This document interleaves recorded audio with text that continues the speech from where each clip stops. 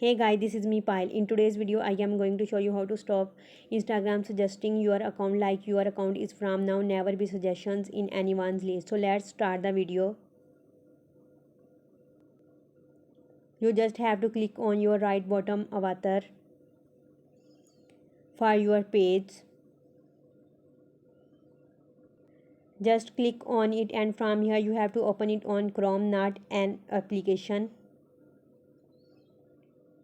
It will not applicable on Instagram application. You have to open it on Chrome. So from here you just have to check the similar account suggestions.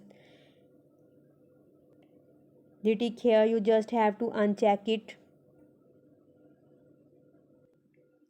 and submit it.